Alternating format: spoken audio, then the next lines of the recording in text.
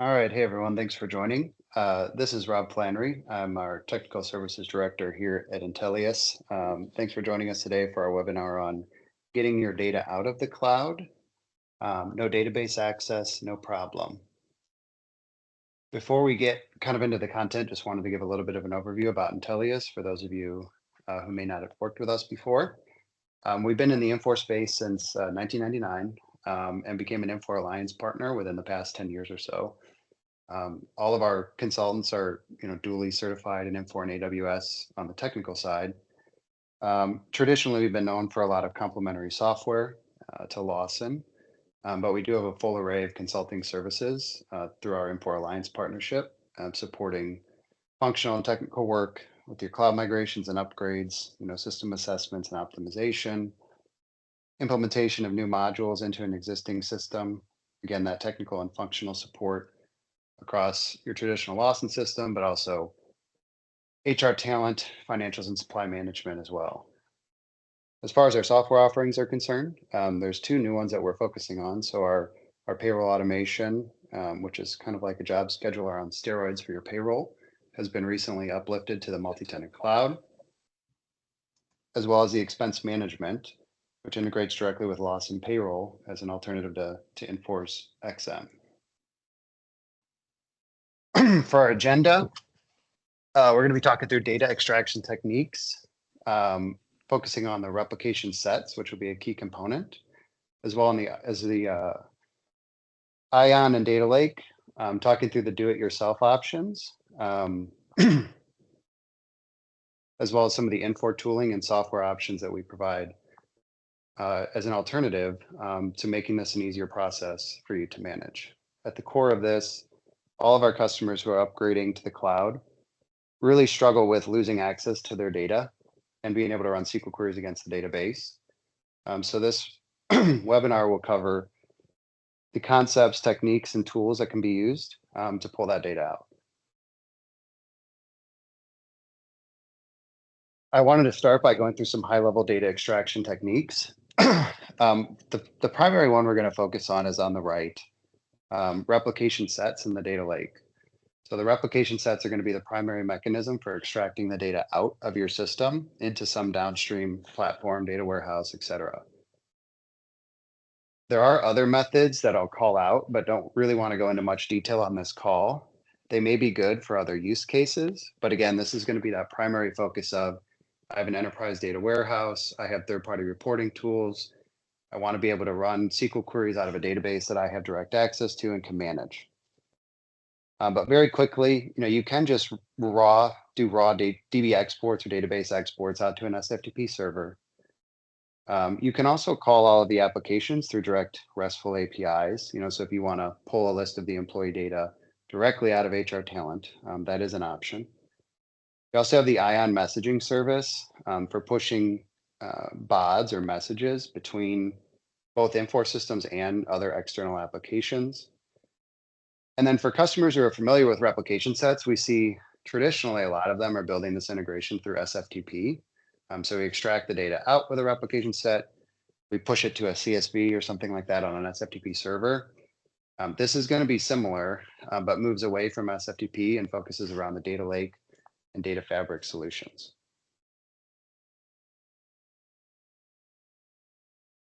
So what does this data flow look like? I just wanted to give this overview as we start to talk through the components and concepts. So again, all of this starts with the replication set. So in our Infor applications, in this case, the replication sets are specific. It's a landmark technology or landmark platform component.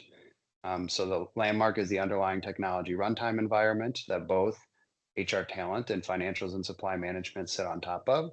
Thus, they both have the replication set capability built into them. And we'll get into what is a replication set, how do you create them, what are some considerations, so on and so forth. But those replication set are basically user-defined extraction points for extracting large amounts of data out of the database, typically on an incremental fashion. One of the things that's new with this or recent, as of April 2024, is those replication sets now support the direct ingestion API output destination directly to the data lake. And that's very important for a couple of reasons. We'll get into that in a minute as well. So these replication sets are pulling data out and pushing these files directly into the data lake. The data lake is going to be basically object level, blob storage within, and that's part of your Infor Cloud subscription. But you can think of it as, every table we extract through a replication set basically has an object or table or organized grouping, logical grouping of files inside of the data lake for storage. And then you as the customer can then extract that data, interact with that data, query that data from the data lake through a number of ways. But ultimately, we're going to talk through two different API suites that are available with Compass and Data Lake to be able to pull that data out and do with it what you require. So just quickly on the replication sets, these are configured by the customer. There are some delivered replication sets, but as a customer, you can configure and build your own in both financial supply management and HR talent. When you're creating a replication set, you're going to have to pick the export destination. So typically you're going to be seeing, well, we want these files to go through SFTP, or again, now what we're recommending is a destination of the data lake. When you extract this data, it really is kind of like a select all or DB export, however you want to think of it, where it's taking that data and putting it into some flat file, and you can choose whether or not you want a CSV, JSON, or XML format for that data. Replication sets really can be considered kind of the vehicle, the engine, or the control for grouping and managing logical sets of business classes or tables in the system. So usually what we'll see is a replication set will be defined to target a set output destination, incremental flag, so on and so forth. And it will have a collection of 5, 10, 15, whatever that might be, tables that it's running, extracting, and pushing files out for. These replication sets do support incremental extracts. So we are not, for example, payroll distribution, general ledger transaction, very large tables. Even for some customers, their employee and work assignment tables can be rather large. We're not pulling the entire table every single time. Replication sets self-manage and control an incremental extract so that every time they run, they're only pulling records that have been changed since the last time they ran. All of that logic is smart and built right into the replication set engine. These replication sets do need to be scheduled to run by you as the customer on some sort of regular interval. And you can also run them on demand. Rather than go through these specific slides, I figured it would be best to just kind of get into the system. So if I'm in HR talent, the same thing would be true in financials and supply management. You have this administrator console. Administration console available to you with the replication menu. This has been a little bit redesigned in recent updates, but in the maintenance section here, I'm going to go pull up one of my replication sets and you can kind of step through what I had just described. So this is my replication set. It has a collection of tables underneath it. So I'm replicating the employee file, the employee audit log data, employee field history. There's about 10 tables in here. There's no limit to how many that you would put. The replication set is maintaining and persisting the last time it ran. So if I click the replicate button, it's going to update this once the replication runs. I'm telling it what I want my format of these files to be, where I want the schema to be published, and what that data destination should look like. So we have the SFTP option, we have the data lake option, and the IMS. The local, is more for on-premise type customers. IMS is kind of, in my opinion, should be replaced by the data lake. The big difference here, and this is what changed in April, is with IMS, in order to get to the data lake, the replication set had to send all these files through ION, and then ION would push them to the data lake. So there was a lot of overhead involved in that, both the setup, processing time, etc.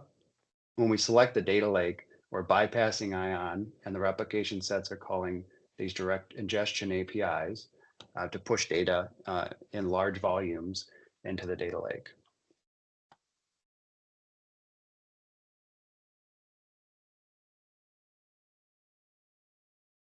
when we set up a specific class or table that will be replicating, you can pick that and then the fields of which you want to pull from that class. So if I pick employee here, we can see that I would like to pull in these subset of fields. Again, I'm not pulling every field in the entire table, just the ones that are relevant to me. What I want the output document's name to be. I do think the naming convention is important here, using a prefix to uniquely identify or logically group objects as you would, use a schema or some other mechanism in a traditional database. You can tell it whether or not you want to extract the current data, the audit log entries, uh, future dated entries, or both. This is very powerful because the audit log is traditionally very difficult to query in SQL. The replication sets do a great job of kind of normalizing that into a traditional table format. And then the multi-threading is very important here because as you can tell, we still have to schedule these. So it's still somewhat of a batch operation. I always get the question from customers, well, how often can I schedule my replication sets to run? And it kind of depends. But the goal is to get them near real time or fast as possible. Two things that will help with that. One is this multi-threading. So when you extract data from the employee table, if there are 10,000 records, you can choose to split that into a certain number of threads. So instead of one process extracting all 10,000, we spawn off two at one time. It threads off the employee field to separate the records out. And we have two threads processing 5,000 records at the same time in parallel simultaneously, as opposed to one thread processing all 10,000. So there's a lot of efficiencies that are gained with that. That will improve the speed, as will this direct ingestion API. This is going to be exponentially faster than IMS and FTP. So combining these two things, the data lake destination, along with the multi-threading of the replication sets, really increases the efficiency of these replication sets and ultimately the time required for them to process. Thus, the more frequently we can refresh or update data in the data lake for our downstream consumers. I don't, for this particular use case, I don't typically see conditions being applied. But when we pick a table, we then get to pick what tables we want to extract, what fields we're extracting from those tables, and we can also apply conditions to it. I only want active records. I only want inactive records. You can write LPL code to apply kind of a where clause to that extraction as part of the replication set, if desired. So Rob, real quick from the chat, Keith mentioned the data lake queue is still only single thread. Multiple threading on your at replication set will not increase your speed. Okay. So And then, oh, go ahead. and then Bill said, is there a limit to how many threads we can run? Well, that's a good question. I mean, ultimately, that's going to be a customer by customer.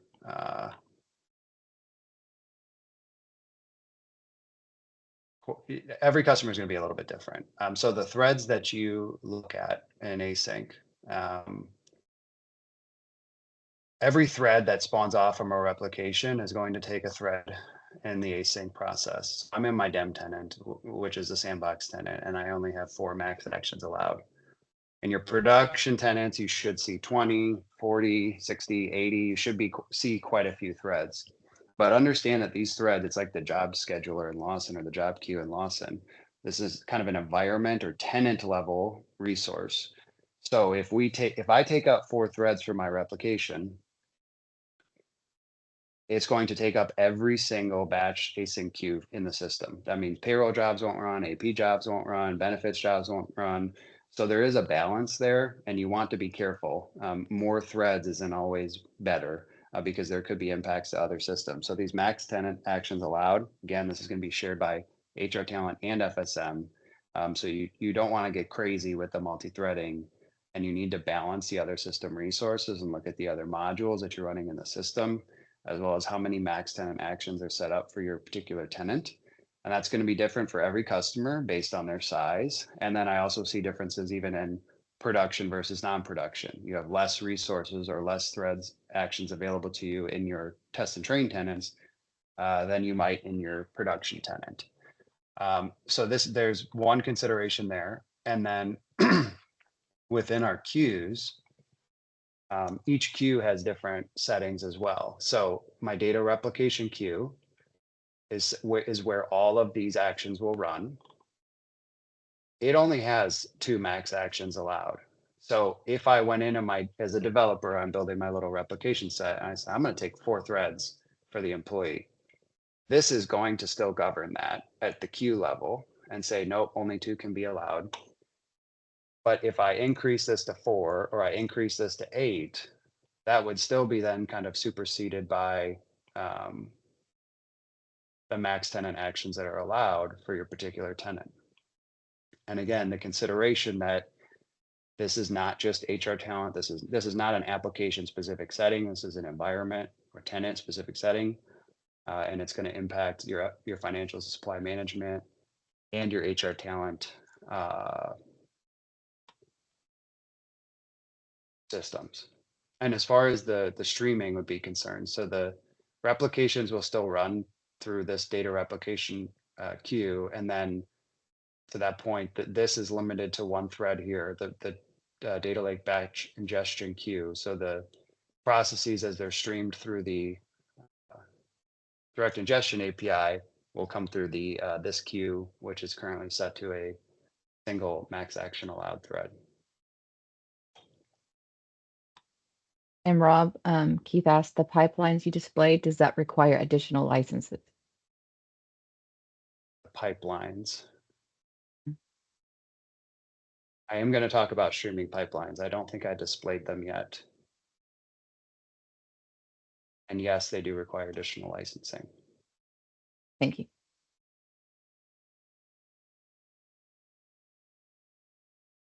So we'll get to the pipelines if that was what that question was on. Okay, some other considerations for the replication sets. I think that was a good tangent on the max thread. The thread, just because we can thread doesn't mean you should do that in a silo. The threading does have implications to the tenant as a whole. And there are a number of considerations with that, but it's something to look at. As far as other considerations for the replication sets, again, the first time you run, they're going to be large volumes of data. Incrementally, it'll be much more manageable going forward, but they do support backfill and reload operations for the data sets as you're setting these up to help things become more efficient. Any changes to the business class or the replication set are going to require schema registration. So I'll talk a little bit about that in a second. But there is an underlying schema that defines the replication set and each class in the replication set, the fields that are part of it, the primary key, the identifier path, so on and so forth. And if you change a class that's being replicated, we add another field, you are going to have to re-register the new schema inside of the ION data catalog. Where we publish those definitions, they can be sent out to Data Fabric or the SFTP. These schemas are very important in designing where you're going to store and persist the data. So these schema files will tell you, if we're writing to an on-premise SQL Server database, here is what that table needs to look like. So they're very, very helpful in that regard. If you're using the IMS endpoint, which I don't really recommend anymore, there's another step to map that document through the ION data lake flow. And also understand that data in the data lake is separate from the application database. So when you refresh hey, Infor, please refresh our test tenant with our production data, and they do that, and you put in a CloudOps request, they do not touch your data lake. So if you have replicated data in test and you have a perfect pristine matching reference in test, your data lake to your test application, and then you do a refresh of prod to test, now the data lake and the test tenant for HR talent, for example, are out of sync. So as a customer, you are then responsible for purging and reloading the data lake in conjunction with or to support the data copy process that Infor is doing on the application side of things. A couple other things with the replication sets. Think about how you group them together. So you can do one replication set to one table. I don't typically recommend that. And if you look at Infor's delivered replication sets, you'll start to see some of this. But again, think of them as a logical grouping of tables. It could be by module. It could be by data freshness requirements. the less number of replication sets you have, the easier I would argue it is to manage the scheduling of them.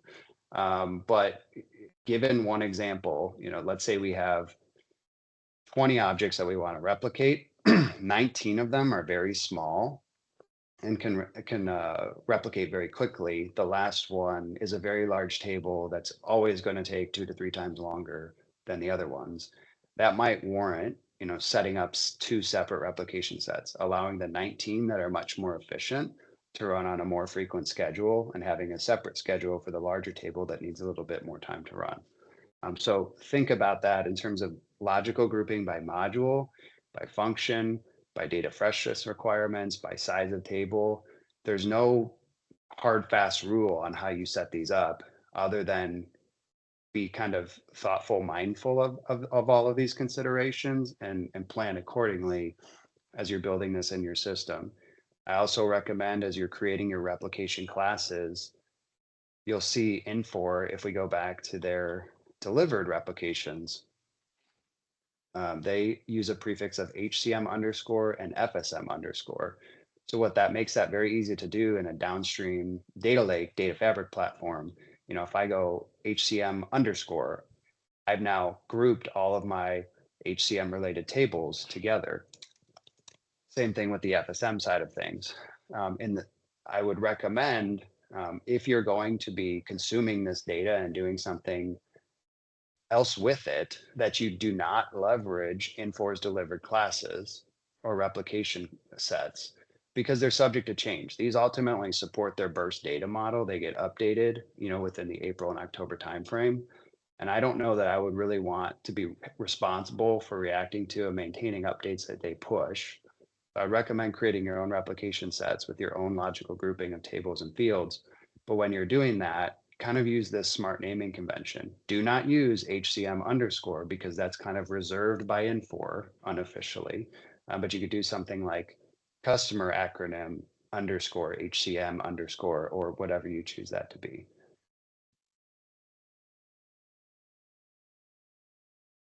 Okay, so what is a schema definition?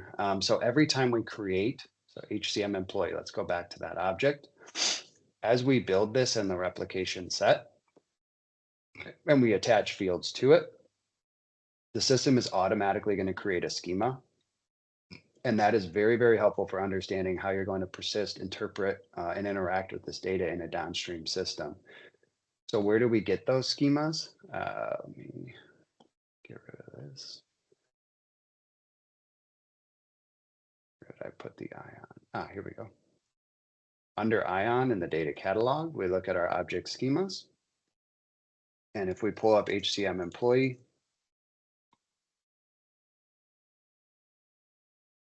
where did it go? It really doesn't matter. We can look at this one. We can see that this is telling us what are all of the properties or the fields that are coming for this table or object. What are their names? What are their data types? Whether or not they're required, which ones are part of the primary key or the identifier path. What is our variation ID? So how do we know when a new record comes? And what is our action indicator? Is it a create operation, an update operation, delete operation?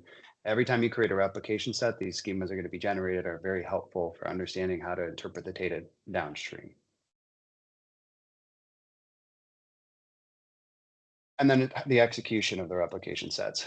So pretty simple process here, but if you go into the replication itself and we go into the maintain and we look at our replication, we can go ahead and click the replicate button. And this is actually going to fire off the replication process.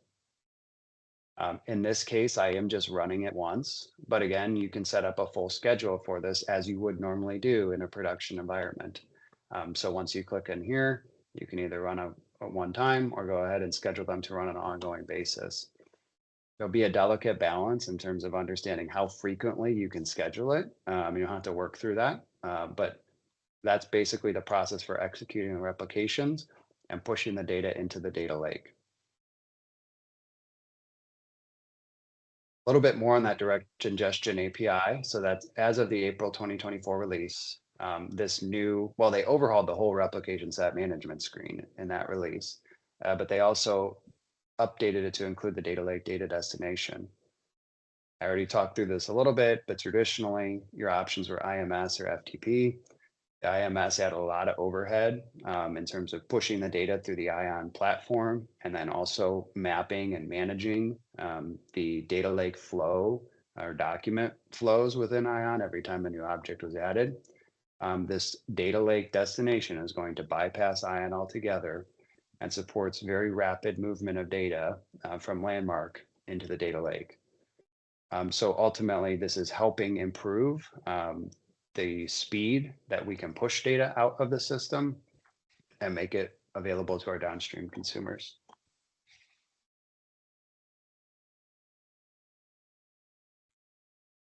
So once the data is in the data lake, how do we get it? I'm just going to look at this from just a high level perspective. But once the data is in the data lake, which is part of Data Fabric, so in the OS portal, you go to Data Fabric, you have the Compass API.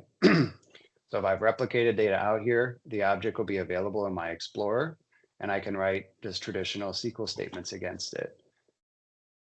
This is more of a prototyping tool inside of the browser. We should not really be running production query workloads in here, but it's helpful for data exploration. So you can see here, selecting all from SP_employee. That came from this name here. I defined this name when I created this class. So I picked a deliver business class and I said, you're going to replicate it out to SP employee. And then inside of my query tool now, I'm writing a query to grab all of the records and I'm using these special hints. So this is where the data extraction methods start to come in. So we're not just doing a select all, we're using this special hint to say, give me all the data that has an Infor.last modified greater than or equal to this date and time down to the millisecond.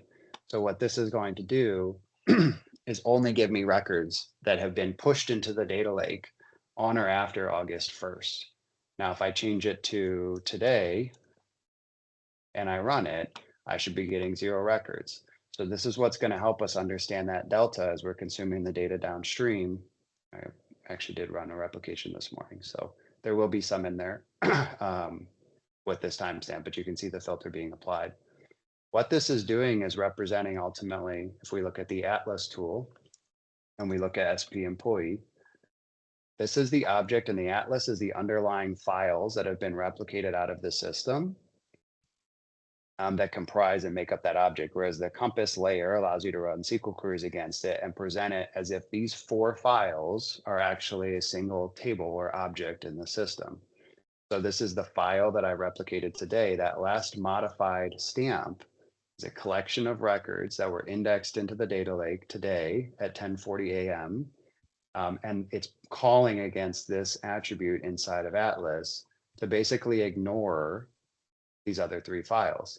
The idea would be that I've already processed and consumed them, so I don't really care about anything that happened before on or before this date.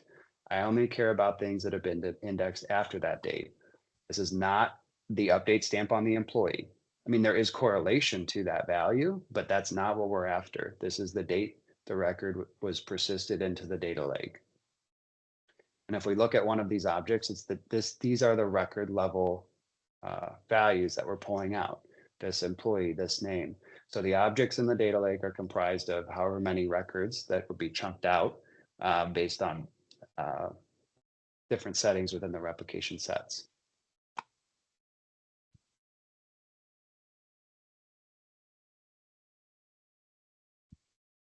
So again, this is going to be a high level just explaining some of the concepts within the data fabric solution. The Atlas is a way to view the raw object storage. The Compass is a way for you to explore and interpret that data as if it were a traditional database. Using some of these hints are helpful in understanding how to pull and grab data that would be newer and more relevant to the downstream systems, in addition to some traditional conditional clauses you may put in to the SQL. So how do we interact with this programmatically? The data fabric provides 2 API suites that you can access through the API gateway. You can use the Compass API to execute SQL via a REST API or the JDBC driver. So if you have any client locally that supports JDBC or any platform, you can plug in Infor's JDBC driver and call those queries directly. This is the best option for some complex data requests, or if your users understand SQL more than other kind of traditional REST API JSON methods. This is a great option. They do have a reference guide. I would highly encourage customers to look at this on the docs.infor.com.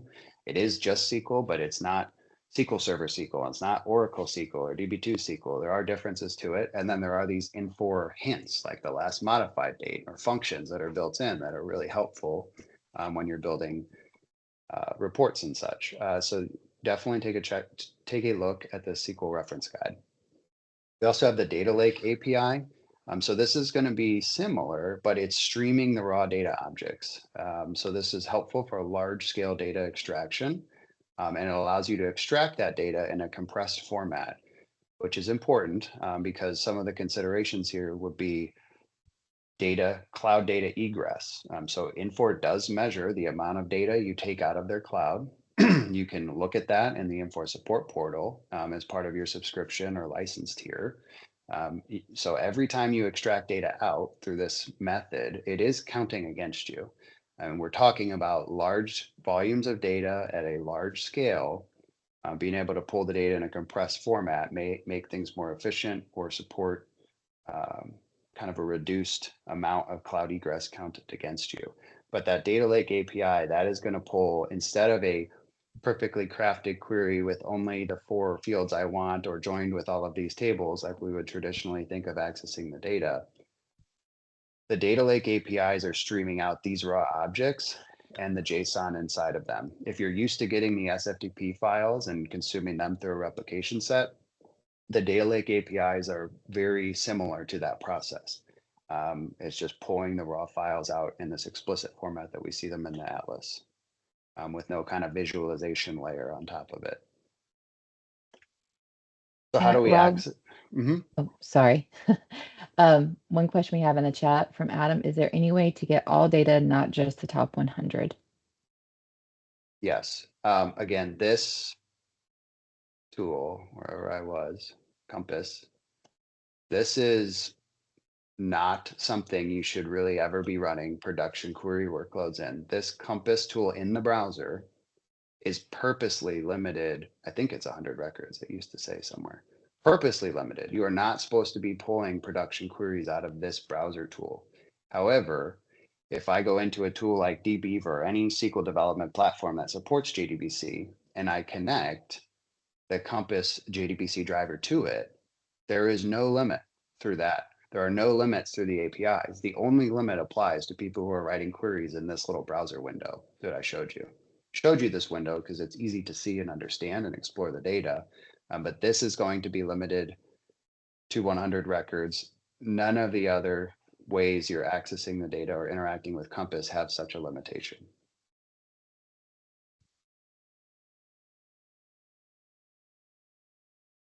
Okay, so how do we get to these APIs? This would be through the, and I'm just going to go ahead and go through this instead of going through the PowerPoint slides. But I had in here a query, right? And I'm prototyping it. And there are more than 100 records, but I'm getting limited. So how do I get that full data set through these APIs you're talking about? We would want to go into the API gateway. And each of your Infor applications is going to have a suite published here. You can also connect other third-party platforms. So we have, S3, Amazon S3, Zoom, any other platform that supports APIs you can build into here. But you will see all of Infor's solutions have their own suite. Data Fabric has one, FSM has one, HR Talent has one. The APIs we care about today are going to be inside the Data Fabric suite. So the 2 I mentioned, again, is going to be Compass. Think of Compass as SQL, and then data lake, raw data streaming, file streaming out of the data lake without any sort of SQL representation. So if we come in here and look through this API suite, we can start interacting with them and understanding them through the Swagger documentation. Coming back very quickly, okay, I understand how to get to the APIs. The page is overwhelming. Which ones do I use? This is a good quick overview. This is going to represent the things we're looking at in the Swagger documentation. So it says Compass V2 jobs. So if you come in here, you can see Compass V2, which is the suite we're in, Data Lake Compass V2, the jobs API, right? So now we can interact with it. So these on this slide, this ties back to what you'd be seeing in the gateway. It's a three-step process to run, execute a query, and get its results. This is an asynchronous operation. So what will happen is we'll take our select statement, we'll pass it into the jobs API, and then we will call another API through a GET request to get the status of that job. The system will tell us when this completes successfully through the second step in the process. So if we submit a query, we might wait a second, then we'll ping this API, we'll say, is it done yet? And it says no, we wait. And then we call it again and again until we get a successful response. Once it tells us that the status is done, we can then proceed to the results set. And this is actually, we're gonna get the data set that we're looking for. So to go through this quickly as an example, we'll go ahead and take my query and I'm going to paste it into here. And we're going to say, hey, give same thing I did inside the Compass tool. Again, this is not going to be limited by 100 records because I'm going after the data directly through the API, or the same thing can be said of the JDBC driver. So we'll execute the query, and then what it's giving back to us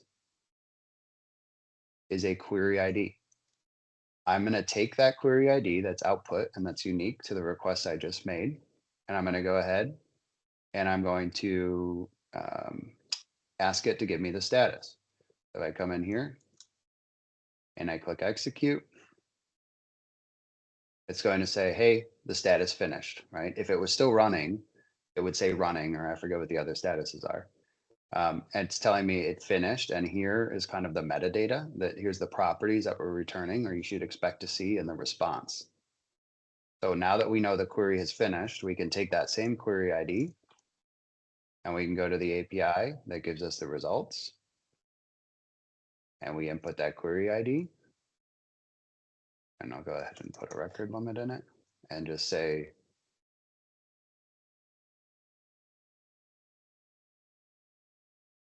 execute, and see it's now giving me each record. So this is my employee 30,242, 30,315, so on and so forth. Again, pay attention to this compression algorithm.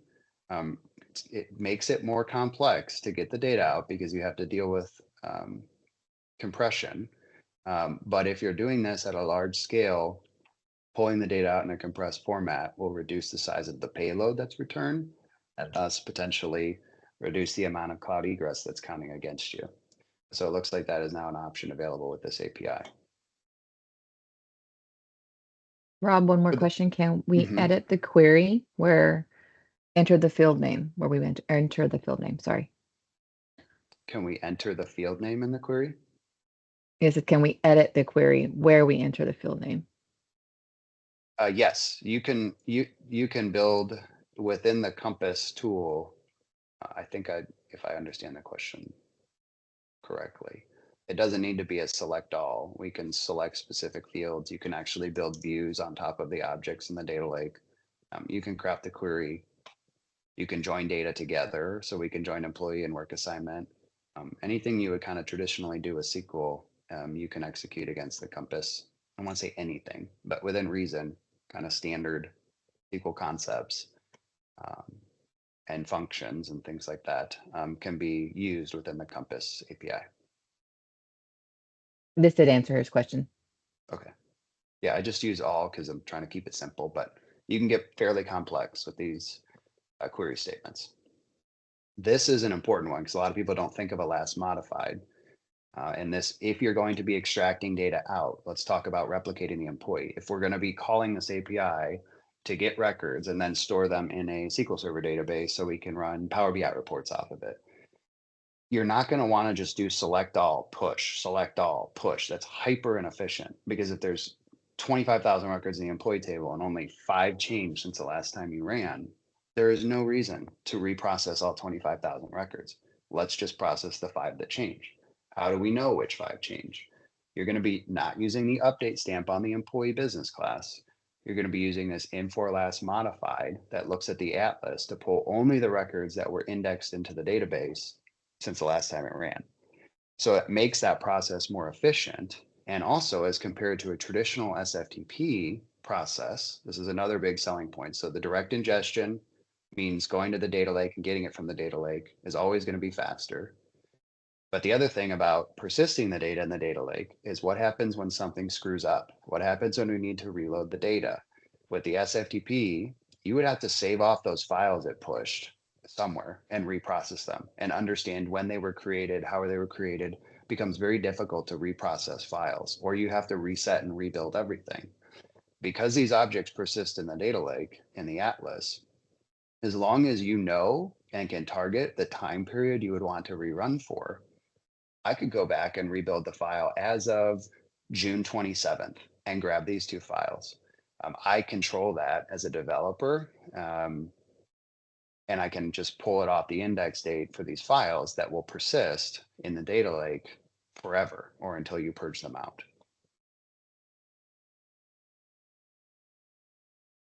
The data lake API, I'm not going to go through a demo of this one, but it's similar concept. You're running a split query API to understand how to chunk these raw data files out into 10,000 record sets or 10,000 file sets. And then you're going to stream those raw files out. The syntax is a little bit different. You're not writing SQL here. There is no SQL at all. We're saying, hey, give me the document name equal to whatever and the date range within. So we have the same date concept, right? It's not Infor last modified. It's getting the document date range or index date from the document between this time and that time, right? The very cool thing about this is it does allow you to wildcard these things. So if you're writing a SQL statement through Compass, I have to write select this from HCM employee, select this from HCM work assignment, select this from FSM vendor. You have to specifically craft a special query for every object to get the data out. Whereas if we have these wildcard identifiers with the prefixes, this will pull all of the objects or all of the files within our HCM underscore schema that have been changed within a date and time without necessarily having to care, know, or understand what specific objects fall into that grouping. So these queries are published through the API gateway. So if I go back into the data fabric suite, and the Compass again is the SQL, the data lake is the raw data. And you can get some hints and things like that. So how did you know, Rob, what that syntax was for the filter ID? Inside of here, I forget which one it is, data object. Oh, here we go. They have some documentation to help understand how to craft those filter strings. Okay, Rob, we do have a couple more questions. Okay. First is from Kia Zerbrig. They say, you mentioned it's best not to use the delivered rep set. When I create my own rep set and have the delivered rep set with the same business class in it, one second, it moved. I get a message that states that the indicator field is being used in the delivered rep set. Is it okay to proceed with that message? Okay, so there will be some, I guess, some business classes that potentially you can only replicate one time. It depends on, or through one class. The columnar is another good example of that. Columnar replications wouldn't be relevant to this topic, but if there are warnings like that, you'd kind of need to review it on a one by one basis. But for most of the objects, you can have two different replication sets that both replicate the employee business class that maintain different last replication times, and then ultimately would have separate or different replication class names to keep them unique in the data lake and have unique schemas and all of those types of things. It's just an effort to reduce it's kind of like everything within, configuration console, security, IPA workflows. Can you, well, not all of the time, you could potentially copy enforce things or modify it directly, but it's subject to change. So it's trying to separate your processes from things that we know Infor could change on any given time because they manage it and it's their code. So they have a really nice set of objects and tables delivered with the replication sets, in my opinion. If you look at all the underscore STs, it covers a huge amount of data that you would probably want to get after. So you can use it for inspiration, but I wouldn't say, oh, this is great, they already built everything, and go ahead and build a whole data pipeline off of it. Because what happens if they add a field and re-register a schema, that could potentially break your data pipeline, and you don't care about that field. So you're doing extra work for no reason now. What they have may be overkill. So there's a balance. It's not, oh, cool, we're going to go in and replicate 500 business classes because we can. I mean, I would still say within reason, you should reduce the scope of this effort to the smallest amount of sets of data possible to support your business users. There has to be a justification for every table, and same thing with the fields. There's an easy button to say add all fields for this replicate class. I wouldn't do that. I mean, that's a waste of time, effort, and processing. If there's 200 fields on the employee business class and you really only care about 10, why would you build, maintain, and manage a process for the other 190? So be thoughtful, mindful, and kind of strategic in terms of how you pick out objects to run through this process. And we have 2 more questions, but we can, if you want me to wait till you get through the presentation, we can do that as well. Okay, yeah. So the Infor tooling, okay, everything I just described is the DIY method. You can take all of those things and start to build your own pipeline within your environment.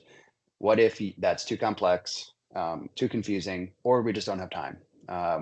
What off-the-shelf things can we buy to support this process? So Infor has 2 tools available on the Ion ETL client and the streaming pipelines as of today. These are add-on subscription fees. So I'm not saying you don't have them today, but the likelihood is if you've never heard these words before, you probably aren't entitled to them because there is an extra cost and they're not included as part of the base package.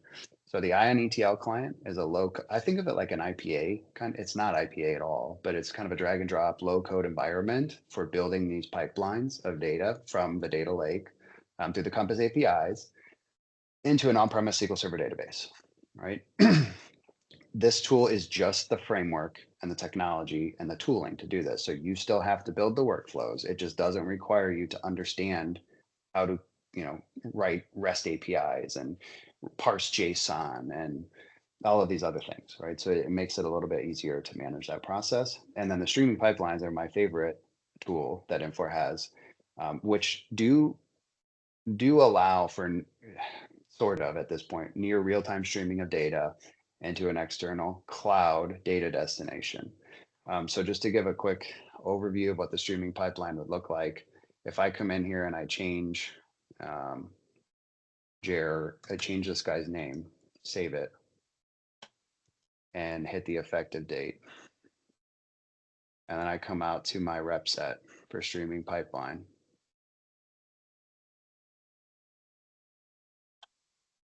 And I run it. What's happening behind the scenes is I now have an option in Data Fabric called streaming pipelines. It's all I did was run a create table statement in a Postgres database that I have hosted in AWS.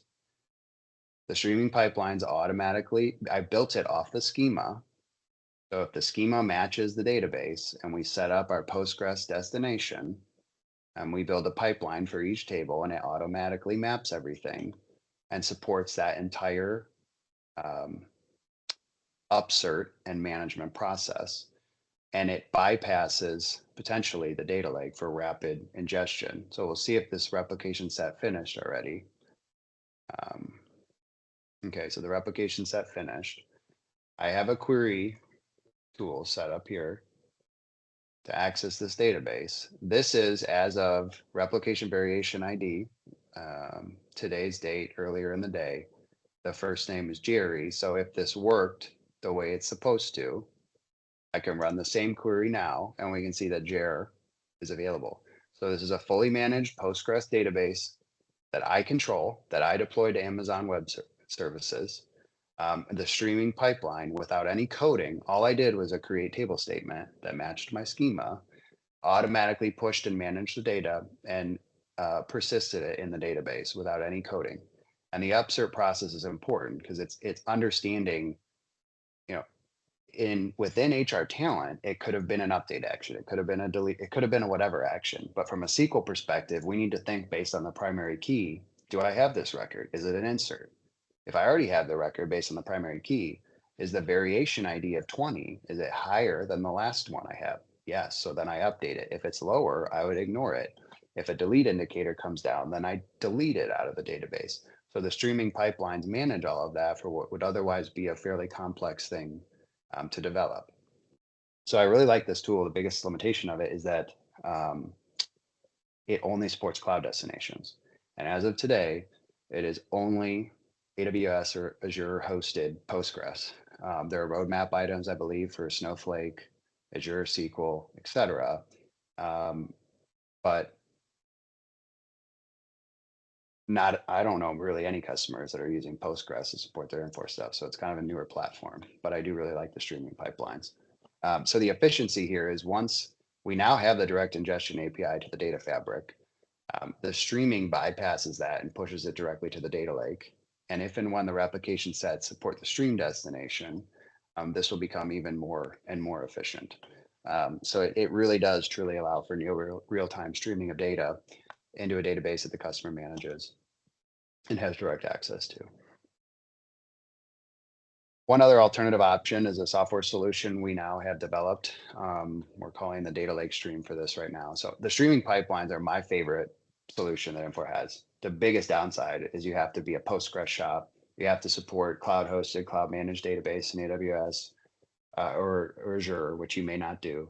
And a lot of our customers are still, hey, we already have a data warehouse or an on-prem SQL server we're doing all this reporting off of. We just want it there. We want it to an on-prem data destination. But we want something that's quick to deploy, flexible, can support changes on the fly, and has management capabilities built in, kind of like these streaming pipelines. If I come in here and I look at my streaming pipeline, we can see that it's been running. There's initial load, the replay queue. So you can see what has been running, what failed, manage all of the pipeline. So it has this management page built into it, and you can see, oh, it processed one record at 11:51 a.m. So you get these metrics into it to be able to manage the pipeline, which a lot of the other tools wouldn't have from an end user perspective. So we have the pre-built connector that we're selling as a software solution that will be installed into your server on your network and could be implemented in 1 week. And include some of that delivered content that covers 90% of most of our customer needs for FSM and HR talent. And then also allows for easy self-service updates to the data structure. So all the APIs we just talked about, the ETL tool, we'd have to develop the workflows. This offering, kind of like the streaming pipelines, comes with a pre-built connector and set of content that automatically maps and manages that upserve process into a SQL Server database on your network of your choosing that you have full control over. Then it also allows for easy self-service updates to the data structures on an ongoing basis. Oh, we just brought on a new module. We need 10 more tables. Or, oh, we forgot about this field. We need to add a user field that we want to push to the database. There's no consulting services fees or implementation that can all be managed through change and handled on the fly through the replication process with our application. It also includes the management dashboard that allows users to easily administer and monitor data systems and ultimately really can support any data destination. We're seeing Microsoft SQL Server as being the most popular, but it could support another flavor of database on-prem or also a cloud destination. Just real quickly, we have some of the dashboard capabilities within our solution, so you can see the different reports and metrics.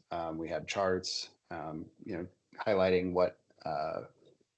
what's in the database, what's in the replication set, what objects have been missed, which ones are syncing. So you have full visibility and management into the process itself, as well as a scheduling component to pull in these backend processes and load your database.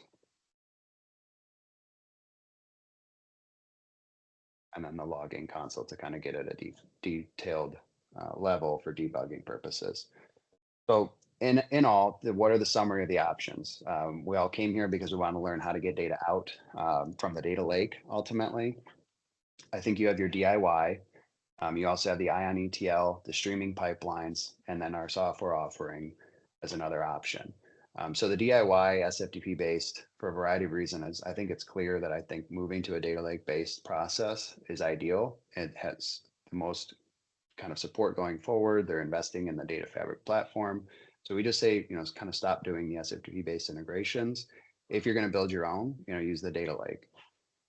This will support any database destination because you get to build it all. You have to write all of the code. Infor is just providing you the APIs ultimately and the process and the framework. So you can support any destination you want. You also have to build all of the content, and the management and administration of it could be limited because you're building this pipeline and the code to extract the data. And you might write out log files, but then building a visualization layer on top of it to manage it would be basically a whole nother application. It also has a high implementation effort and total cost if you're starting from scratch. Ion ETL, this is great in terms of supporting on-prem MS SQL. It makes the coding easier, but it still has all of the same limitations. So if you're not a Python developer or a .NET developer or Java developer, and you like workflow tools, this is good for you, but it's still limited administration, high implementation effort, and high cost. The streaming pipelines are my favorite. If you can support Postgres or you can wait for AWS or Azure hosted SQL or Snowflake, I think they're very affordable. I think it's what Infor is charging for it is very reasonable from what I've seen. There's very low implementation effort, great administration and management capabilities. It doesn't come with any delivered content, but at the end of the day, I don't think that's a huge effort to map out and create your replication sets. That's what I mean by the delivered content and schemas, what you would define within the replication sets. And then with the product that we're offering, it is more geared towards an on-premise solution with Microsoft SQL Server, but you could support any destination. We do come with a preset built library of replication sets and schemas that are separate from Infor's, have the management pages. It is a low implementation effort, usually a week to get that stood up, and has what I would consider a medium total cost of ownership, kind of in between the Ion ETL and the streaming pipelines costs. We are just out of time. I can stay for questions if people have them. But again, thank you all for joining. That covers all the content I wanted to look at. Would encourage you, if you want to reach out directly through email, that's up on the page. We also have our website, and I encourage everyone to look at our YouTube page to answer. I don't know if it's been asked yet, but it gets asked every webinar. Yes, we are recording this. Yes, we will be either sending out the recording or we post all of our webinars on YouTube, which is our page is linked there.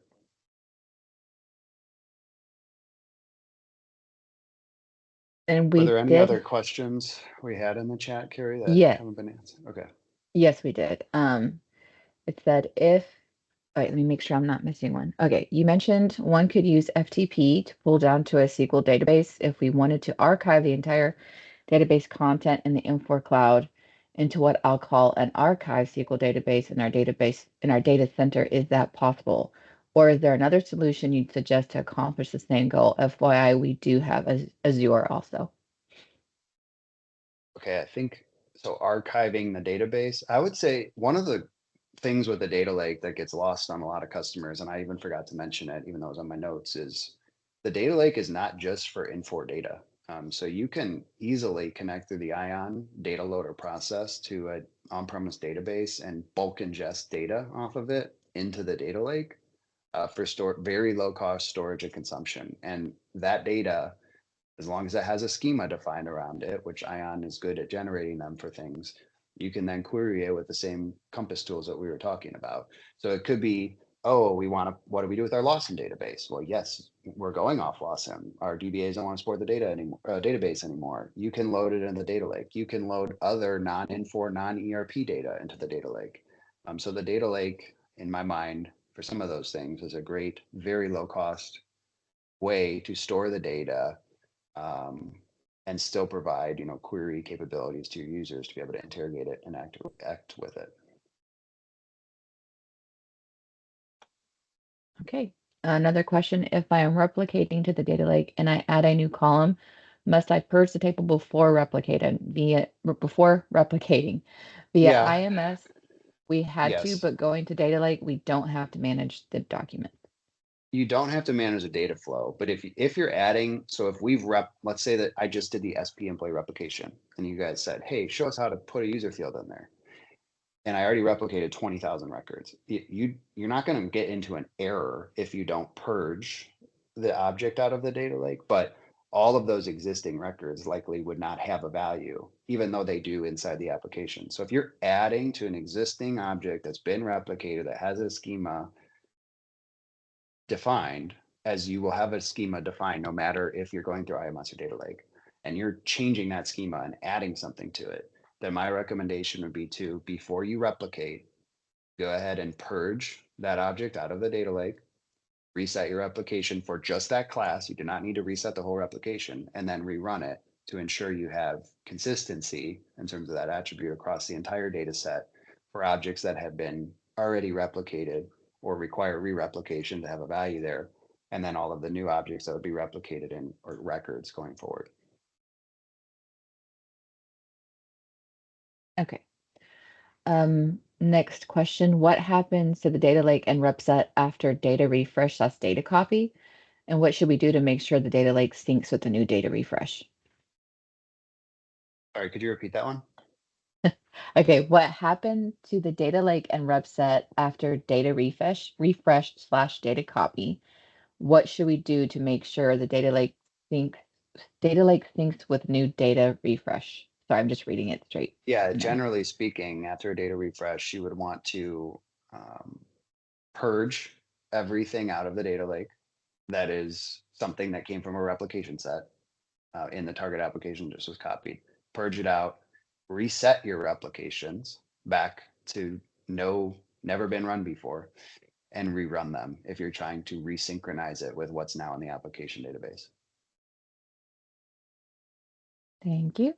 And then last question, when you set up a pipeline and have it running, will the table replication to the data lake also include that record? Yes. Yeah, the streaming pipelines, it like forks off almost. So it still goes to the data lake, but instead of going to the data lake first and then streaming, when you have the streaming pipelines, it forks off. That's my understanding of it. At least I got that concept from Infor. That you have this fork process. So you get it in both places. It just doesn't force it to go through the data lake in order to get to the streaming destination. All right, and that was the last question in the chat. Okay, I think I saw a couple. You set up. Okay. Yeah, that should be good. There were a couple questions Yeah. on the threading within async.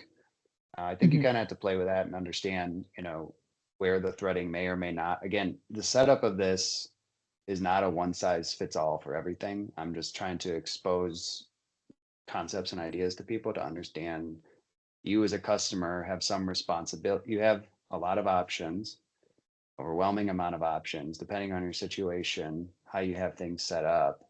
Some of these things likely will, improve your overall performance and processing speed. So Infor gives you a lot of control. With that, you have a lot of responsibility in terms of how you set this up and manage them to be as efficient as possible. And I encourage customers to put a lot of thought into that as to where it can be scalable and run as efficiently as possible for your organization.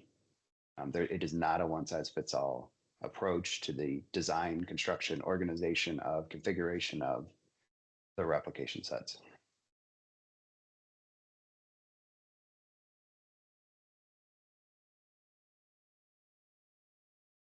Okay. Okay. If there are any other questions, again, feel free to reach out if something does come up. Again, thank you all for your time. Thank you, everyone.